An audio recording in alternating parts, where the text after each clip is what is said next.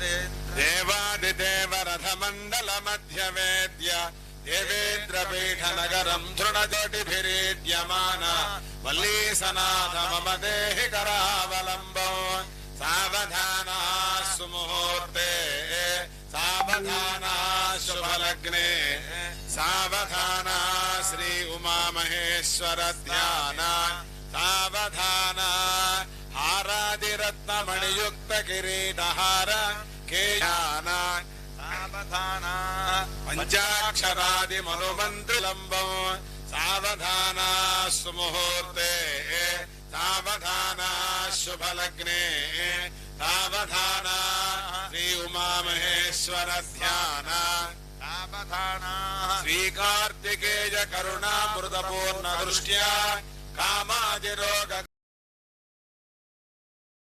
అస్య శాంతి కళ్యాణ మహోత్సవాంగత్వేన ఆదౌ రక్షణార్థం రక్షాసూత్రధారణం కరిష్యే యజ్ఞోపవీతధారణం కరిష్యే రంగ పూజాం కరిష్యే. స్వామివారు కళ్యాణ వేదిక పైన ప్రవేశించారు. ఇప్పటి వరకు జరిగినటువంటిది ఏమిటి? ఇందాక చెప్పిన విఘ్నేశ్వర పూజ పుణ్యవాచనం చేసుకొని ఇప్పుడు వేదిక పైకి వచ్చారు.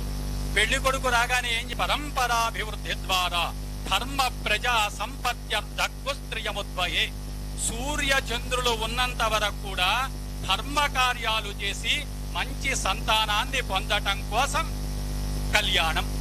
కాబట్టి ఇప్పుడు మనం అందరము వారి సంతానం కదా, ఆ సుబ్రహ్మణ్య స్వామి వల్లి దేవసేనల సంతానం. కాబట్టి మనము ఈ కళ్యాణాన్ని చూచినందువల్ల ధర్మ కార్యాలు చెయ్యాలి అని బుద్ధి పుట్టాలి. సంతానము లేని వారికి సంతానం కలగాలి. ఉన్న సంతానము మంచి మార్గంలో నడవాలి. ఆ సంతానానికి ఉన్నతమైన స్థితి చేకూరాలి. కళ్యాణం చూస్తే ఇది లాభం మనందరికి అవసరమే కదా. అంచేత అలా చేసిన తరువాత ఆదౌ రక్షార్థం రక్షాబంధనం కరిష్యే. రక్షాసూత్రములు అంటే కంకణాలు ఏర్పాటు చేశారు. దానికి షోడశోపచార పూజలు చేస్తున్నారు. ఏమిటి కంకణాలు? ఎవరున్నారు కంకణాల్లో? ఊరికేదో దారం కట్టారంటే దానిలో మంత్రాలతో శక్తి. ఎవరుంటారో తెలుసా? శేషుడు, అనంతుడు, వాసుకి మొదలైన నాగరాజుల యొక్క శక్తి అంతా కూడా ఆ కంకణాల్లో ఉంటుంది అని ఆగమాలు చెబుతూ ఉన్నాయి. ఏమండి ఏమిటి లాభం ఉంటే అన్నారు. మీరు నాగుల చవితి రోజున పుట్ట దగ్గరికి వెళ్తారా?